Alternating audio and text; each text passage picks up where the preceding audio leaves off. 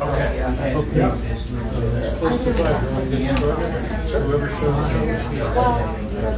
Ladies and gentlemen, thank you all for coming. If you can take your seats, we'll get started with the presentation. Everyone has a schedule. These folks are from Tennessee Department of Transportation. They're going to make their presentation, take questions and answers, so you can all find out what's going on. Great, thank you, Mayor. We're excited to be here to share the planned improvements at the interchange. Thank you all for taking time out of your day to come and understand what we're proposing. Look forward to speaking with you.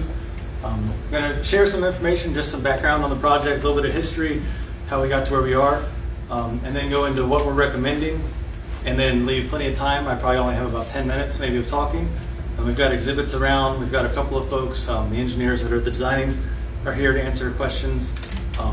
Really want to just show you what we have and then talk to you about it, see if we can address any questions or concerns before the project moves forward. So, the project history, this was originally a bridge replacement project. This was the I-24 underpass, so State Route 15 over. We were working on that project and got up to about right-of-way plans, so you might have heard some noise about TDOT's doing a project. In 2023, though, the governor proposed additional funding to add to that project. Basically, we combined them. So that's how we backtracked a little bit.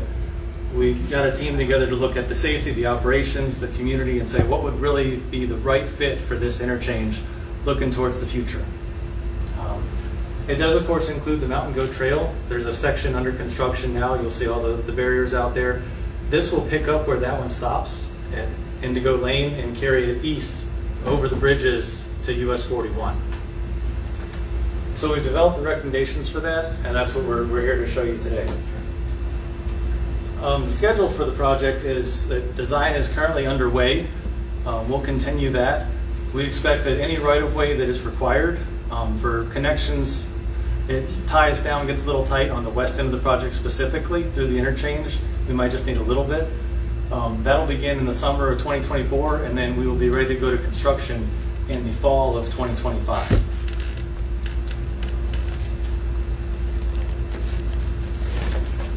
From an overview of the project, so north is upward. You've got the rest area to the northwest, State Route 15, running from southwest over to east, and then 24 in the middle. You'll see on the displays we have around the room and up here, a couple of things to highlight. Along I-24, we're adding an auxiliary lane between the rest area and the ramps.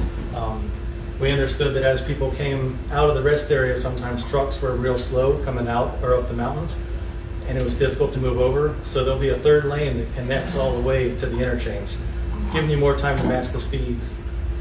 Replace the bridges, of course, reconstruct the ramps.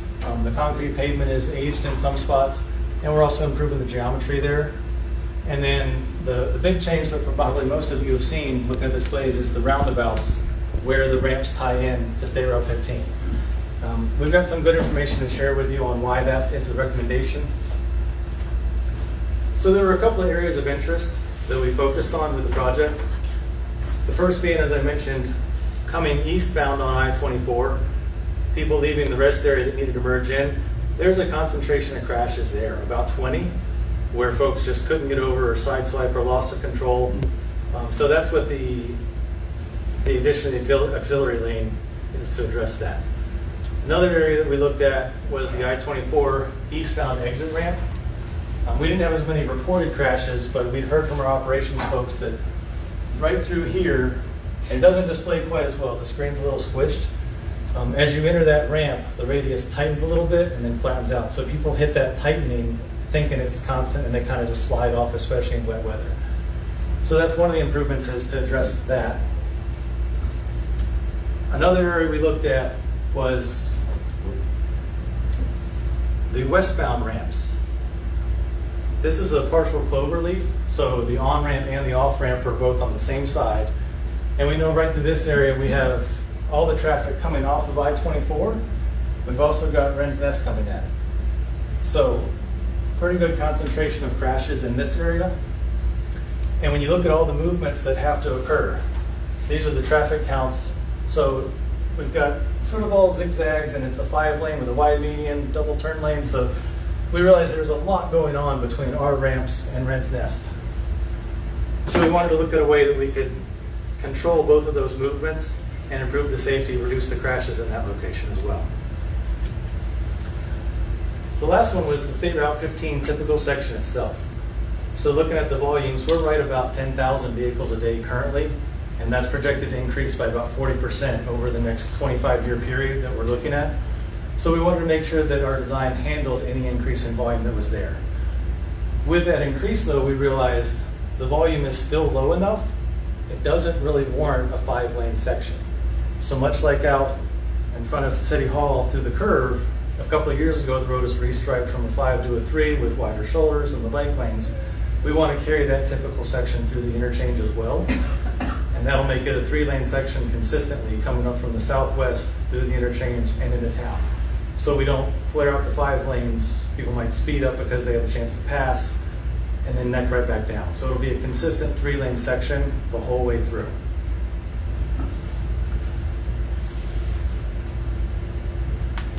Oh, this is what I was talking about.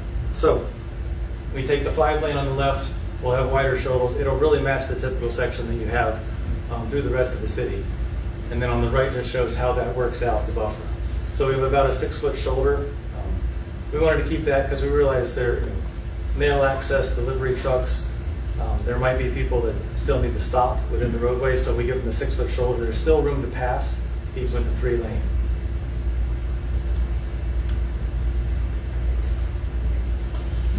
So this is the one we probably expect to get the most questions about. It is a little bit different than what you typically would see. This is our recommendation for, it's referred to it as a peanut about. So a roundabout that is stretched and squished into a peanut shape. This is at Wren's Nest and the I-24 westbound ramps. So the way it would operate, this is heading eastbound on 15. So to access the interstate, it's very similar to now. The right turn and you move through. The through movement, of course, just enters to the right, carries through. The curvature through here is to help maintain a speed between 20 and 25 miles per hour. The roundabouts are designed geometrically so there's raised curves to control your speed. So it slows everybody down for pedestrian crossing and entering traffic. So you maintain 25 miles an hour through here and then continue and exit.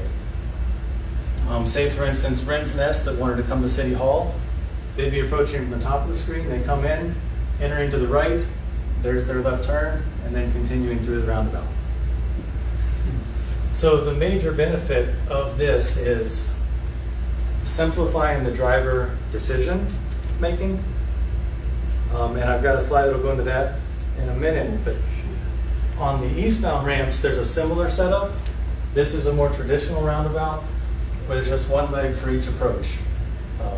This is the end, these are the ramps, and then 15, and that's heading up across the bridge. I'll point out the extra right turn Oh, yes. from the ramps. So we do have higher volumes. This is the ramp I mentioned, there's a tightness in the curve. So we've made this a much broader curve. It's also longer to hold more capacity if traffic does queue up. And then there's a right turn lane through here. So that just separates the right turning movements from the through and the left, because we know the right turning movement is a little bit heavier, folks coming from the west that are heading towards the town. So that just gives them an option to move over as people turning left, stay in the left lane. Thank you, Heather. So, I'm sorry, can I ask a question? Absolutely. So does that mean that if you're turning right, if you're exiting the interstate and going into town, you can make that right without really entering the roundabout? Or does it just queue you up? I can't tell. We still maintain a narrow width. We don't want to open it up, so it's not a bypass right lane where you would go fast and then yield back in. You still yield before you enter the circle, and then you would pass through. So you don't go in and have to really travel through it, but it's still set up as a yield condition to anyone that's already in the circle. You don't have to go with this. All right. Gotcha. Yes? Can you go back to the peanut? Sure. It's funny. Caught. Are 18-wheelers gonna be able to navigate through there? I mean, if the I-24 gets closed for a major accident and everybody's routed through the town, I mean, that kind of looks a little iffy for 18-wheelers. It's, for perspective, it's 160 feet diameter, correct? Yeah, going 50, 150. 150. Yeah. The mhm. distance from this side to this side is 150 feet. That's a pretty good size for that. We're showing the little stripe here of concrete. As we'll put turning movements through, you can do a truck apron to the inside, specifically through this area where it'd be a little bit Yeah, tighter. I'm looking like at the tighter, if they get off down at the bottom and they have to go through Main Street that way, That way. right, that area, how are they gonna get through that? That's wide enough for an 18-wheeler to do? It'll be, They're gonna have to. right, it'll be They're tight gonna do enough that. to control those speeds of 20 to 25, big enough that trucks can make it through with a concrete apron. There's a little curb that they can drive over, but it discourages cars from driving over it. But there's that room that they can make those movements. Because we are aware that traffic sometimes gets diverted to 41 if there is an interstate incident.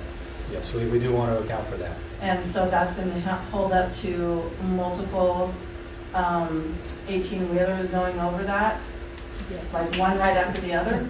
The thickness of it will be designed for the loads, yes. Okay.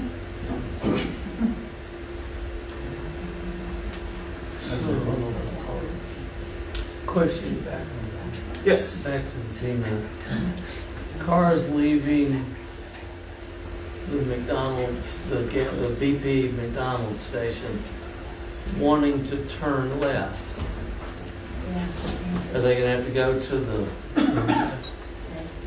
one on the right and then go all the way around that peanut? They're not gonna be able to make a left turn right onto State Route 15, right?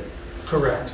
Right. That movement occurring out of McDonald's on the east side, it's currently a right turn only. The island's missing part of it. Yeah, so people could make a But left people turn. coming through, yes, entering the roundabout, everyone goes to the right. So McDonald's traffic would come around the left, they would go Okay. around the roundabout and then on their way.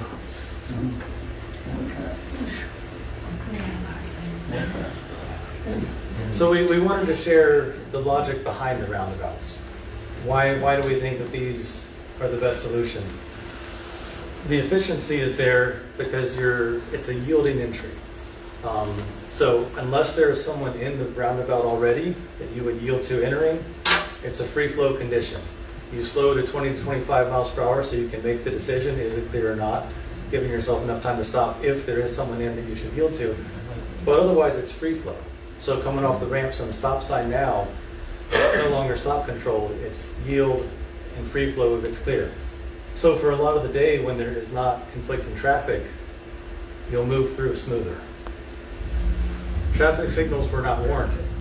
Based on the volumes and the configuration, roundabouts are an option that can help us control how vehicles are maneuvering through without having the option of a traffic signal.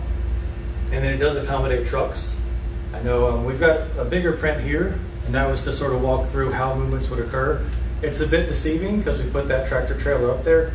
The print is about half the size that it would actually be compared to the scale of the vehicles. So it would be twice as big for the trucks to make that movement. I realized that was a little bit deceptive.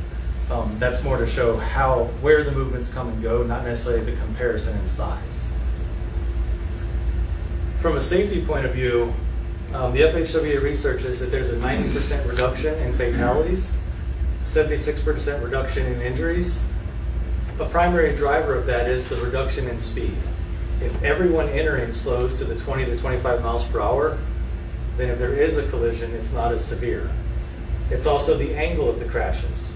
Everyone's going in and to the right, so when there's a collision, it's usually a side swipe instead of a head-on or a T-bone. So there's less severity there. Overall, 35% reduction in crashes. We also realized with the Mountain Goat Trail being continued through these project limits, we wanted the trail users to feel safe crossing. So the roundabout, go back to the picture. With a roundabout A very important aspect to us with this is that it is a single lane roundabout. That goes along with the typical section, the projected volumes still being supported with a 3-lane section. It allows us to maintain a single lane. With a single lane, when a pedestrian comes up to cross, as the drivers are coming up and slowing to see if they can go, they're also looking for pedestrians, but someone crossing only has to look in one direction to make that clear whether they can go or not. Is there a car coming? And then within the splitter islands that separate entering and exit traffic, it's a big enough spot for someone to take refuge, including a bicycle length. So they can cross one direction, stop, turn and look the other way, make sure it's clear, and then continue. So that, coupled with the intersection lighting that'll be present, makes it a safer alternative for pedestrians as well, to cross both State Route 15 and all of the driveways and the interstate ramps.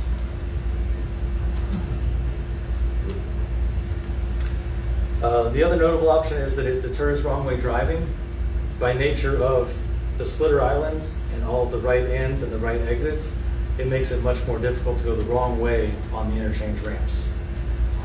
A nearby example is State Route 50 southwest of here down in Winchester, if you've seen that one, as far as just a roundabout in the area.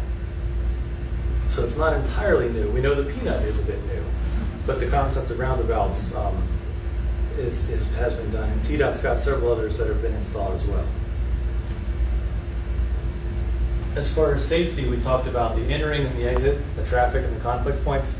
This diagram shows that very well. With a traditional intersection, there's 32 different conflict points when you trace the paths of where cars are coming and going, everywhere that there could be a collision. That applies to stop control, signal control, any intersection. With a roundabout, there are 8. It's just when you enter and when you exit.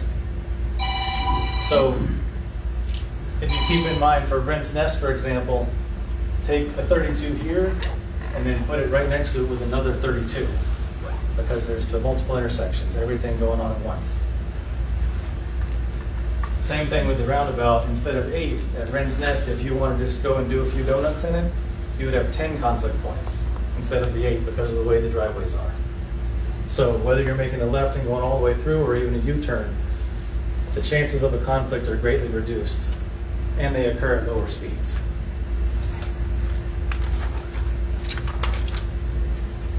Mentioned this up near between the rest area, auxiliary lanes, and then the project does include interchange lighting, and we'll be modifying the camera that feeds into the TDOT Smartway system. And that's everything that I had. This is just the same overview as far as what we're doing. From here, we've got a couple of boards, or diagrams taped up. We've got one up here. We do have project information sheets. Appreciate it if you would take a copy there. There's a link with a QR code to go to the project website. We'll keep that updated with content, updates to the project. It's got the contact information. And then if you have any specific questions about, if I'm here, how do I get to here? Specifically with the peanut, we have the bigger diagram, we can walk through that. Really, we just want to understand what concerns you, what do you like about it, any suggestions.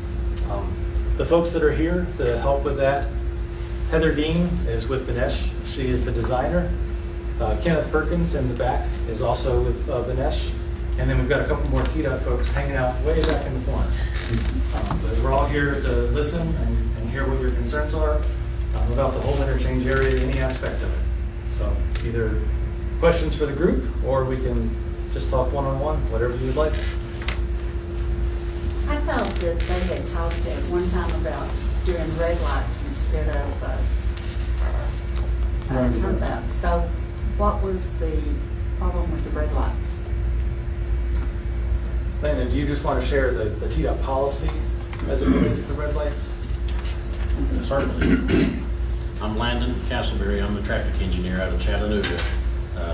We studied the intersections on the westbound side and the eastbound side to see if there was enough traffic to warrant a traffic signal. We got something called the Manual of Uniform Traffic Control Devices, and that's a federal document that the state has adopted as law, so it's got some teeth to it. And basically it says that it establishes different thresholds and traffic criteria as to if you have more than this many vehicles for a certain number of hours of the day, then you satisfy a signal warrant. We didn't have any of the signal warrants satisfied at either one of these intersections because there just wasn't enough traffic. And it would be illegal for us to install a signal that's not warranted, and we might be liable for any crashes that happen because of it. So that's why the signal just wasn't in the cards this time. Good explanation.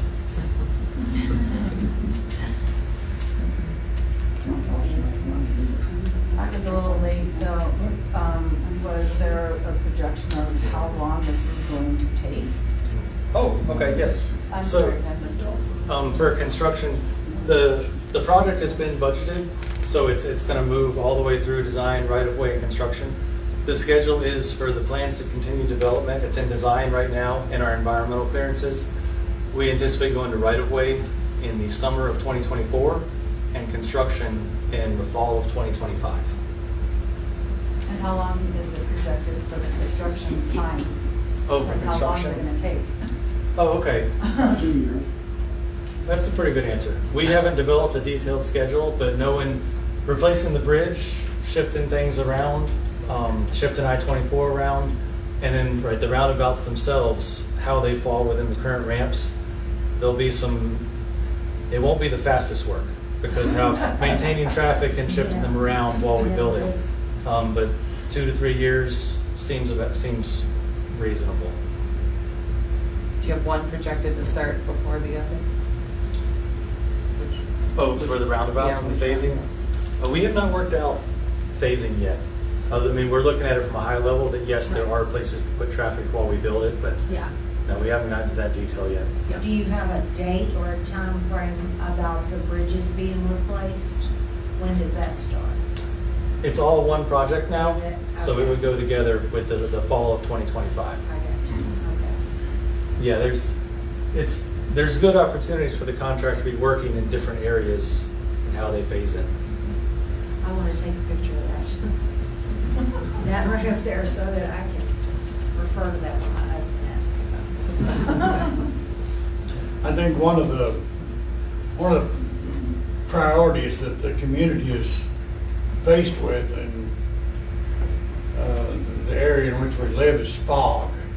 Yes. And so I really can't see how you could take a whole lot of consideration as to how we're going to deal with that in regard to a roundabout. We've got people that can't drive in a straight line. And so to manage and to articulate your driving through a roundabout in the density of some of the fogs we have up here, of course, I mean, I'm old, so I stay home in the fog, but there's just a lot of concern there, I think, about how we could do a roundabout in the fog.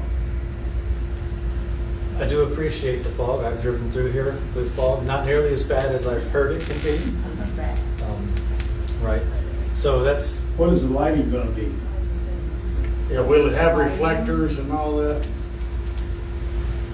you or Kenneth want to answer? I mean, we can add that. We will look at that as we're designing it. Yeah. Those You haven't planned that in areas. now?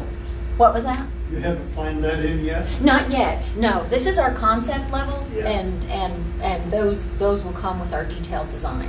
So, yeah. But we are adding lighting, interchange lighting that will be high mast lighting, and then we'll have the street level lighting along the sidewalks and the mixed use path. So. And we didn't speak about it with the roundabouts about the fog, but if you think back to 20 to 25 miles per hour, as long as you know it's there, and it's all looking one way, so as far as having to see clearly far enough in both directions. That's, yes. And the winter months are worse too for the fog, so there'll be ice consideration as well. I walked that road and did when the fog was so heavy, literally the car, I could hear it, but I could not even see its lights. Yeah, the one-way is going to be an advantage, yes. And you mentioned, we didn't talk about the Mountain Goat Trail. The way it's shown is sort of just a standard offset. And you might be able to see it if you take a look at this diagram, but the roundabouts are shifted a bit away from the northern right-of-way, so it gives us some room for the trail to have more offset. meander a little bit more than just so you're not walking right on the curb line. So we do anticipate pulling that off and making it feel a little more trail-like, give you the offsets. You don't want to be as close to the curb as you, if you have an option, you'd rather be a little further away. Yes. Are you aware of other construction projects? We probably are, if it's a state route project. We've got 2 4-story hotels, Oh, okay. and we've got a subdivision coming. Those Right are on top of that. north on Wren's Nest. Yes. Okay, we do have a list of, it was 7, 8, or 9 different developments in the area, and redevelopments. We put all of that into the traffic forecasting, and then built that up to the volumes that we're expecting for all the different movements. So everything that we are aware of, which is those 7, 8, 9 developments, has been included in the traffic forecast to make sure that it'll be adequately handled by the roundabout and the 3-lane typical section. Where the, go ahead. Where the 41 is there, the intersection where 41 enters into, yeah, right there, is that going to change any at all with this project? The project limits do extend past that. And primarily we have the Mountain Goat Trail is going to be carried through there. So we want to take that intersection and clarify where the trail crossing is. I think we've looked at shifting the curb lines a little bit. Right. Yeah, just bringing it in a little bit, making it a little bit more, I guess, user-friendly, I guess. So It'll remain as a stop control. Right. Configuration, the outer curb lines might shift a little bit, but overall it'll stay at stop control. Is there consideration in this project for when the multitude of times there's a problem on 24, in particular eastbound, and the traffic's self-redirects up 41, and it comes out right where that 41 is, when there's a huge problem on 24, it's going to dump out not hundreds, but thousands of people off of the interstate. And I found this on the web. wonderful. So when all these people are self-directing because of the ways and traffic programs, and they encounter our roundabouts, is it going to handle thousands and thousands of vehicles that come off of, are looking for a way to get around a problem on 24? Right. So the analysis is built for typical design. We don't design for events that would cause peak congestion, but the question, as I understand, is will it handle the movements coming through? With the roundabouts, it's very similar to the current condition in that the ramp comes up, you stay to the left if you want to go to the stop sign and turn left, or it peels off to the right. So my understanding is all of those folks would be coming up and peeling off to the right. So, well, maybe depending on they could be going left and cut through. Yeah, well, a lot of people do try to turn left to go through town to get back on the interstate at 135, which is, and so I'm just thinking that that's probably going to be more the case because they want to avoid the roundabouts. They're going to go through town to get back on the interstate if it's an eastbound problem. Oh, okay, eastbound problem, right. Yeah, the westbound problems, people just fly through town and they go down 41. Right. So eastbound would be similar, that you're coming eastbound and you get this loop ramp. It's the right turn. That is where we've added the right turn lane to help with the capacity, because that is one of the higher volume movements. But it would otherwise be similar to how it is now, except everyone's funneled into one lane instead of the two and then emerge after the other intersection. So from a capacity standpoint there, the existing 3-lane section to the east is being carried back, so it would be similar to what you see there. But yes, the roundabout would have the capacity. Where you might see difficulty would be, since it's a right turn, it's not as critical. If you have a through movement that is very heavy, folks on the side street have trouble finding gaps that they can enter. But that wouldn't be the case in the incidents, because I believe it's mostly right turns in that case, getting off the interstate, getting to 41. Well, sorry. During the construction phase, are you anticipating rerouting most of the traffic to exit 135? Did you want me to? As we're building the second. No, I truck mean, stop. I think we're anticipating trying to maintain as much traffic as possible and keeping lanes open and trying to keep the same pattern.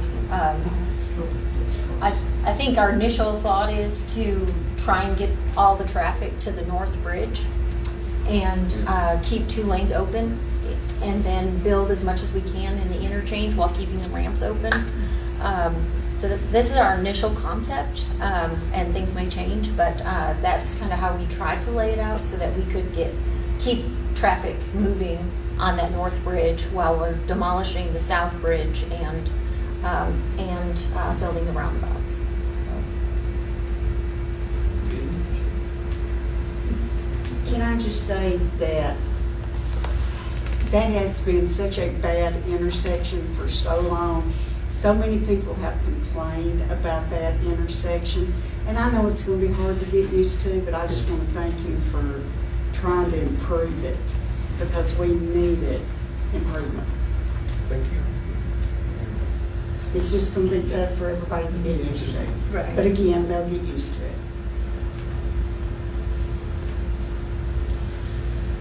If the trail is moved northward off of adjacent to the highway like you're talking about, would there be an opportunity for trees similar to what we have downtown between the travel lanes and the trail?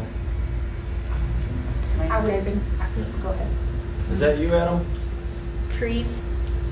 Like leasing areas for landscaping or things? I would say landscaping would not be a component of the project, but there would be space.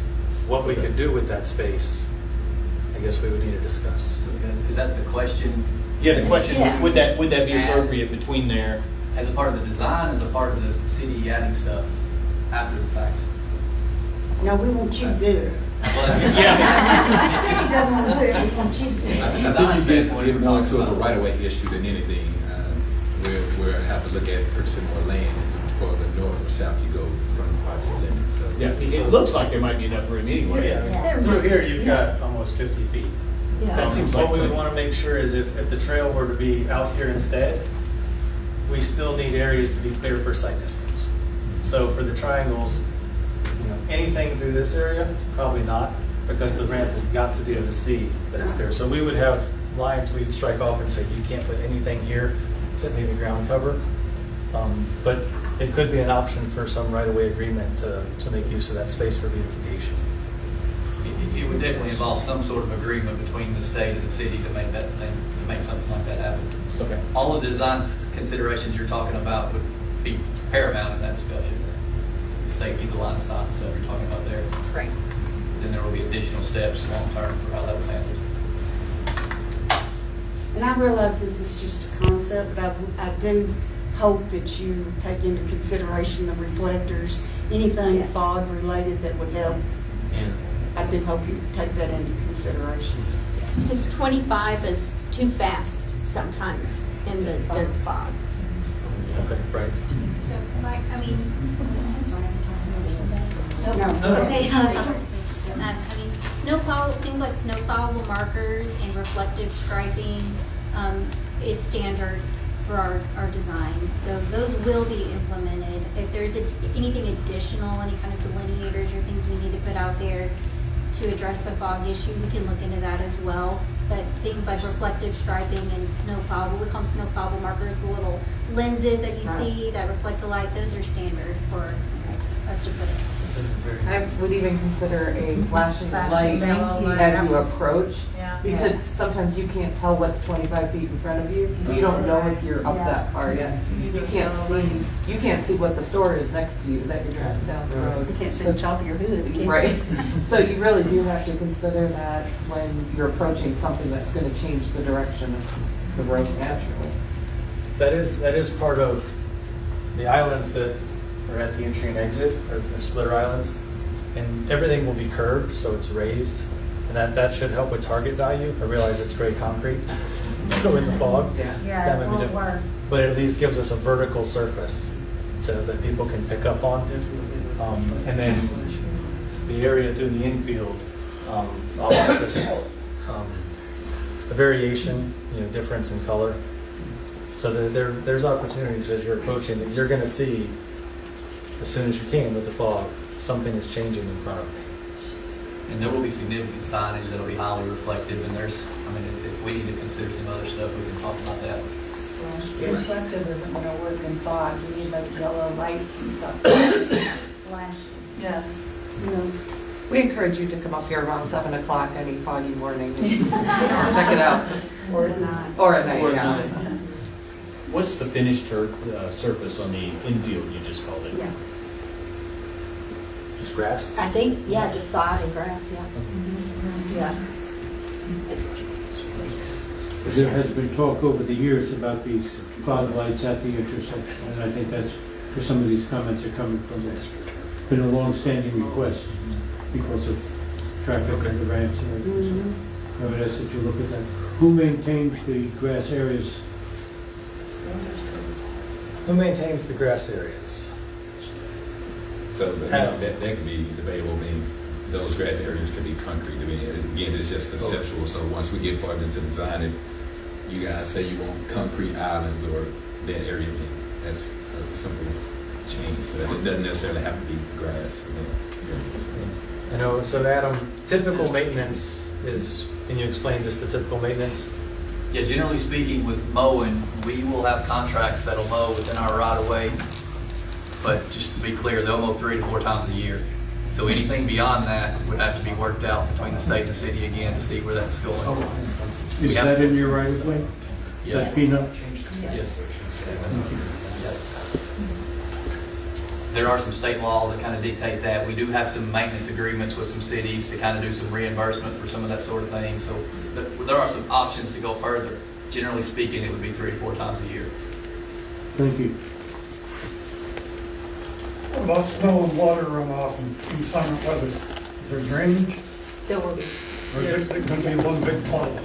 No, there's drainage and the Where does it drain roundabout. to? It will drain to the current drainage system that, well, not the system, but this current drainage outfall that it's going to today. But it will be designed with slopes on all of the ramps and the roundabout that will drain it properly. So, The center island is the high point. that's correct. Everything is pushed to the outside. Right. And it drains where? To where it's draining to today. Like if it leaves the site today, it will leave that same spot. We'll have storm sewer, curb inlets, catch basins, and then it'll be pipes to the current locations where sheet flows off. That's correct. It looks like there'll be less impervious surface, so there should be less runoff. Yeah, we haven't compared, but overall with the 5 lanes coming down, it'll be similar to close, perhaps less. Are there any other examples in Tennessee of peanuts and interstate interchanges? Not Never been done before? I don't believe we have any in Tennessee. Great. We're cutting edge. The peanut about has been done in other locations where X intersections where there's a big skew, and they're open, they're operational. There was news articles with videos about one, so we've looked into it. It's very similar to 2 roundabouts. You just remove 2 of the movements and stretch them. So the design aspects and the operational aspects are very similar. You just don't have the gap in the middle. There's one in Georgia near Dalton that's like this, but the interstate runs right through the middle and it's stretched out longer. But it's the same concept that it's one big intersection control.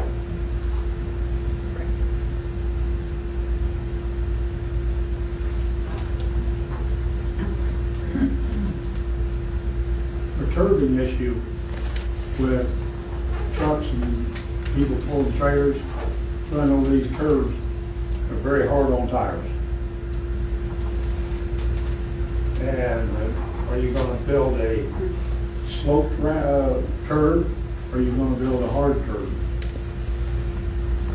There's a variety of curbs throughout the roundabout. So in the Splitter Island, it's a post curb, so it's in the middle island, I guess.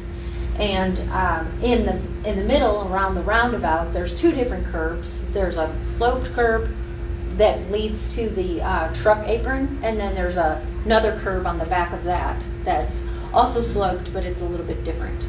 And I'm trying to think what else. The mountable curb is, I want to say it's 2 to 3 inches, so it's more like a lip. Yeah. That will tear a car tire up. Well, so the width of the roadways is typically going to be about 16 feet, I'd say, on the entering section. yes. Yeah. And they're designed for, let's say, cars, trailers, ambulances, to not go over that curb. Right. It's really the larger tractor trailers are the ones that would need to go over the curb. Everyone else, it's intended to be snug enough that they slow down and then maneuver through it. They do have the peanut in Florida. I was just on it last month. Okay. Down near the villages. Okay. Okay. Yeah, but does it come off at the interstate?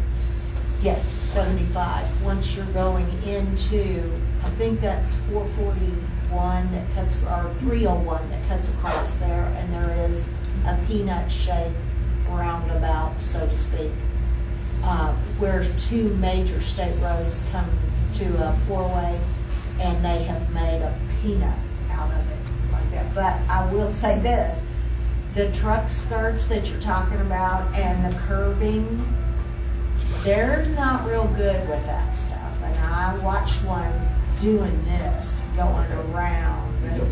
But he didn't know, it probably was the first time he'd ever seen one too. So I stayed as far away from him as I could.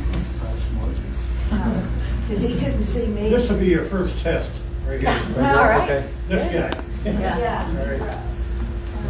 I'll have him take his truck through there first one. It's good feedback then from the Yeah. first-hand perspective. I remember I moved up from Florida about a year ago, so I didn't know about that one, but we were doing a roundabout and there was a lot of concern. We went out to an open field and laid it out with cones and said, drive it. Yeah. And they drove it and they didn't hit any cones. So it's you do have to pay attention the first few times and learn where it is. But the intent is that you can go through it without much issue, even the trucks. But they do have that lip, and I understand loads can shift. But if we designed it wide enough for all the trucks, then the cars would be going 45. So it's that balance for sure. Great. Could you show a roundabout slide again? It's the west or the east? Or at least its location? Yeah. No, the one, You want the blow up one. Okay. that. Where is that exactly? These are the eastbound ramps. So I-24 is up here. So this is your eastbound off-ramp. This is Parker Street, Hardee's, the Waffle House is right up there. So it's the Waffle House area and Yeah. the motel, gas station. Yeah, gas station's down further, to the left on this.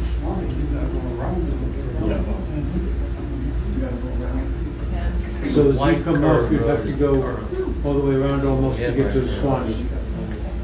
The white curve. Yes. Coming from town to Sewanee would be through on the north side. Yeah.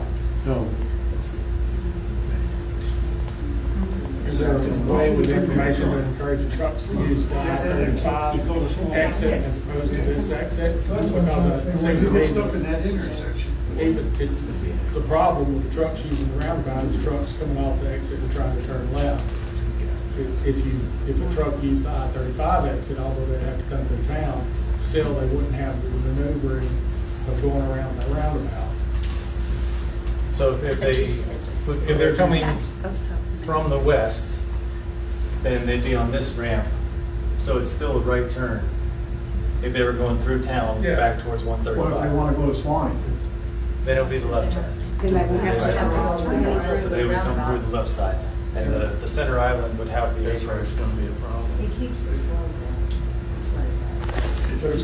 But if somebody was coming, that would be a little awkward if you were going eastbound to go a mile past your point and then so you could get a more convenient exit. Wouldn't be a problem for westbound to use. Well, you don't need to put any more traffic on exit 135. Because right now, we have a backup every single day on 135 now. Which direction? Either direction, I Oh, don't either care. way? Okay, Yeah. so back Either up, road, exit. it don't matter, because the truck stop's right there, and they can't get in and out of the truck stop first off, so you come up the ramp and you're gonna go towards town, all you are is backed up. I've seen it 20 minutes to get off to get off past. Okay. I see Landon making a mental note. Yes, I've heard consternation expressed about that in the past, and I think we've tried to engage the truck stop to see what we can do inside their property to let the truck see a little more better coming out. You got conflict in the property and interacting with the state route, so yeah, there is an issue right there, and we're aware of that. And if they put that other truck stop in there, there's gonna be another 300 trucks getting off that exit every day.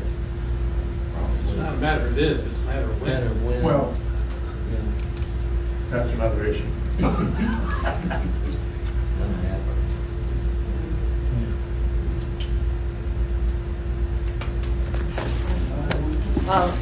It's not about the roundabout, but actually on 24, when you're going eastbound and you get on the interstate, is there any plans for extending that lane to merge those trucks that are coming under the bridge and they're coming through, they get stacked up? I mean, I've had to stop Right.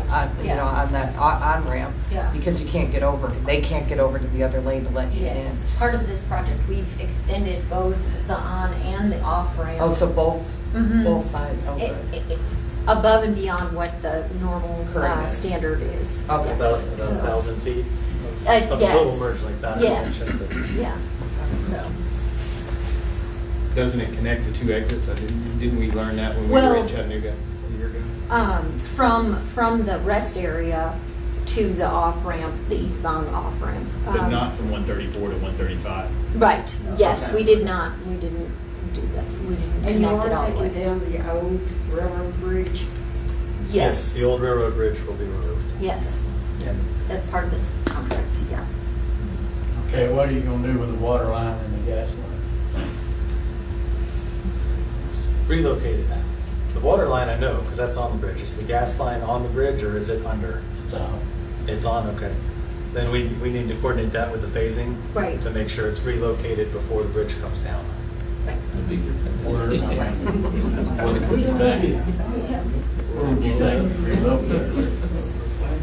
I don't think we've gotten that far ahead. Right. Because with just the conceptual work right now, the utility coordination would be starting about the time of right-of-way plans, or a little bit earlier. So we're right about the end of the year. We'd be looking out to start saying where exactly do we need to relocate things, and where could they go. Because there's a force main as well, further, not on the bridge, but crosses. Okay. Right. I've got a question that's kind of related to the interchange, but it's because knowledgeable people are here. Is there a way for the town, if so decided, if somebody wanted to restrict hazardous materials to move from 134 to 135 through town? Because they're state routes, so I'm guessing it's probably not an easy task, but with the increase in traffic on the interstates, all interstates, especially 24,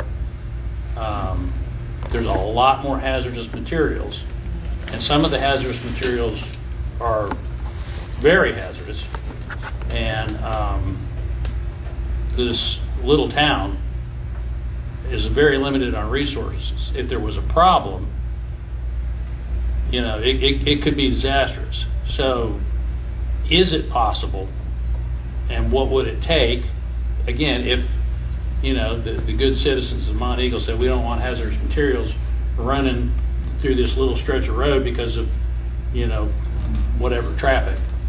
Is that even a possibility? That is outside my area of expertise. Adam, do you feel? Well, I don't know the very specific answer to that, but in general, the trucking industry is a lot below our society, right? So we have to provide access for all of this material to move. What would it take to make that happen? I can't answer that question. We would have to find some sort of other path, and even then, depending on which routes we're talking about, there may be FHWA involvement in there, if they're federal routes and those sorts of things. That would be a very complicated process to work through. I'm sure it would, but there are communities that restrict hazardous materials through their city limits in the United States, all over the place. I've seen it tons of times. Obviously, it can be done. Yeah, I'm not up to speed on all that kind of stuff. I'm not saying it can't be done. I'm saying it would be a very complicated process. We'd have to figure out how to make it happen, and the federal government would be involved if it were any of their routes too. Right. And I'm sure it could be restricted by certain classes of hazardous materials if that were ever a problem. Can that roundabout handle an oversized load, either wide or length? So generally speaking, with oversized loads, they have to get a permit through us, and the route would be mapped out, and those things would be considered. Low clearances, utility lines, sharp curves, all of those things should be considered before determining the path and approving the permit of those oversized loads. We do have them coming up from 64, coming up through Swanee, coming right on through town. The permitting department needs a lot of real stuff. Because they'll send OG loads up 41 and not on the interstate. Yeah. Do it all the time. And then they send them down 41 going into South Pittsburgh that way. As I understand it, the person requesting the permit suggests a route, and we make sure that it will fit. Okay. Where they go, they go. Well, that's a permit.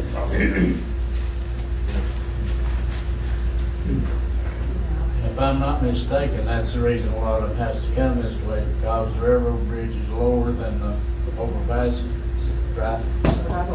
Part of it, yes. Do you know the clearances? I don't know off the top of my head. I was thinking it was it smaller. It is smaller than the current bridge, so, but I don't know. I think that's something y'all addressed when we went down to Chattanooga about a year ago. So this bridge will actually be higher than the current bridges, right? That's correct. So if that is the issue that's bringing them here, it may go away. The center pylons are going to go away, and the interstate is going to be a clear span over the whole interstate. There will be center piers. There so, will be. Yes, yeah, but yeah. So it'll just be two span bridge at this point in time. Okay. Of course, it could change. But that's good. We can check against the permits and see if it is a height thing, and make sure the new bridges meet what the typical load would be. Right. Yeah. How much is that project going to cost? We're pretty preliminary on the estimates right now. It's probably in the 25 to 30 million range. So 4 stoplights won't handle that? I don't care about the speed. It's a money thing. Y'all want to spend money, you don't care. Well, there's a lot that goes into that. It is adding auxiliary lanes. The roundabouts themselves are pretty competitive with stop signals. I didn't say that. I was just looking at how much money we want to spend to make 5 cars go through there. Well, I think I can address that a little bit, because when we were in conversation with TDOT several years ago about putting the Mountain Road Trail across the railroad bridge, they were in favor of that, and in fact, they provided us some funding to help us do that until they did a structural analysis on the bridges. And the bridges are in such bad shape that bridges have to be replaced. So the money is in the bridge replacement, not necessarily in the roundabouts. And I didn't notice it until I went to a meeting with TDOT, but if you actually drive on the northern travel lanes, like headed towards Swanee, and look at the South Bridge, you can see that the deck is breaking and parts of it are falling off. So, I mean, I think that's what made this project so big, was when they went and did the structural analysis on the bridge and said, uh-oh. That's accurate? Is that accurate? I don't know if 00 was the right. Yes, the bridge needs to be replaced, and that's driving a large section of the cost. Are you suggesting